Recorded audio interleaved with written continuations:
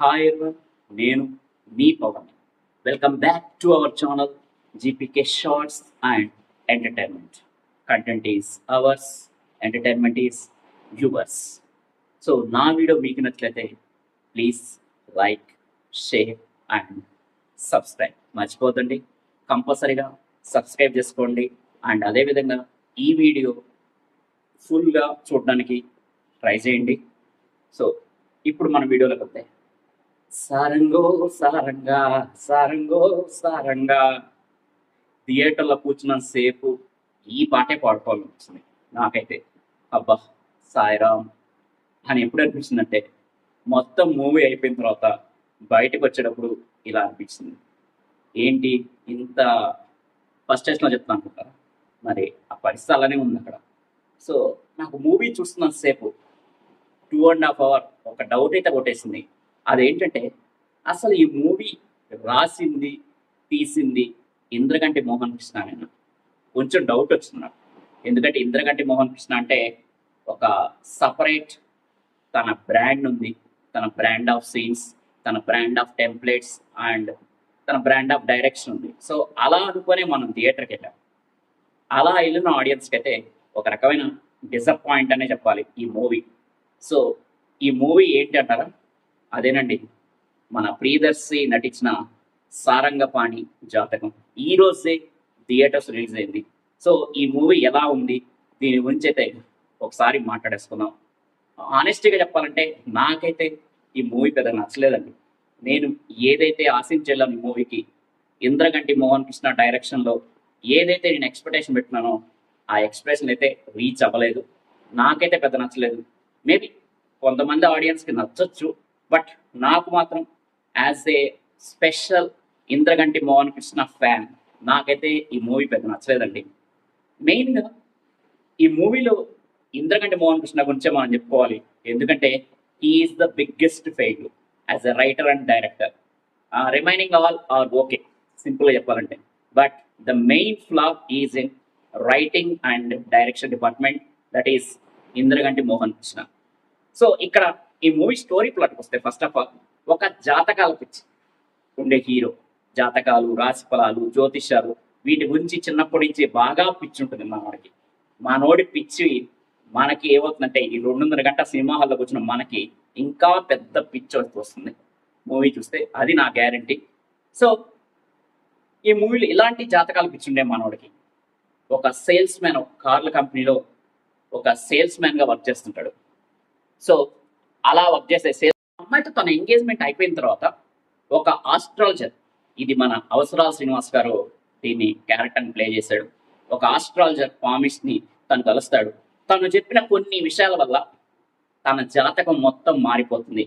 Of course మన జాతకం అయితే ఫస్ట్ రీల్ నుంచే, ఆ రీల్స్ పడి దగ్గర నుంచే అండ్ మన జాతకం అయితే మారిపోతుంది. బట్ తన జాతకం మాత్రం ఈ విషయం తన దగ్గర నుంచి, అవసరాల శ్రీనివాస్ దగ్గర నుంచి ఈ విషయం తన గురించి ఒక జాతకం ప్రకారం ఒక నిజం తెలుసుకున్నప్పటి నుంచి తన జాతకం మారిపోతుంది.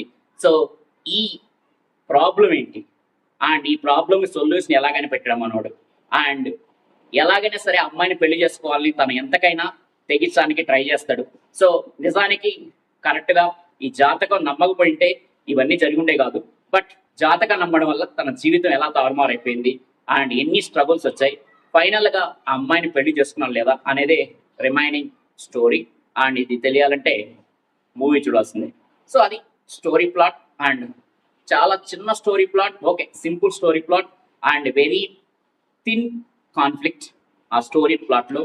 సో ఈ స్టోరీ ప్లాట్ని నాకు కలిగిన బాధ ఏంటంటే ఈ స్టోరీ ప్లాట్ని డిఫరెంట్గా ఒక సస్పెన్స్ క్రైమ్ థ్రిల్లర్గా దీన్ని టర్న్ చేస్తుంది స్టోరీని.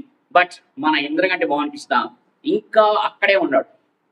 ఎక్కడ మన అష్టాచమ్మ, అమీతుమి అదే ఓల్డ్ స్కూల్లో ఉండడం వల్ల, అండ్ ఇక్కడ కనిపించిన ఈ మూవీలో ఆ ఓల్డ్ స్కూల్లో ఉండడం వల్ల వేరే జానర్ వైపు అయితే వెళ్ళలేదు. తన సేమ్ ఓల్డ్ స్కూల్నే కంటిన్యూ చేశాడు. అండ్ ఒక హీరోయిన్ తప్పించి మిగతా క్యారెక్టర్లు కూడా వాళ్ళ పెర్ఫార్మెన్స్ కూడా మనకి సేమ్ అదే ఓల్డ్ బ్యానర్లో, ఓల్డ్ స్కూల్లోనే అనిపిస్తాయి. అదొక పెద్ద ఫ్లా ఈ మూవీలో. సో ఇక్కడ పర్ఫార్మెన్స్ విషయానికి వస్తే ప్రియదర్శి అయితే తన శక్తి మేర అయితే చాలా వరకు ట్రై చేశాడు.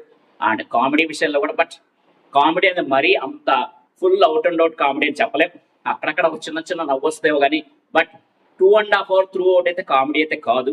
సో అది ఒక మైనస్. మనం మొత్తం కామెడీ కూడా అనుకుని పోతే, ఎందుకంటే ఈ మూవీలో ఉండేది ప్రియదర్శి, వెన్నెల కిషోర్ అండ్ వైవా హర్ష.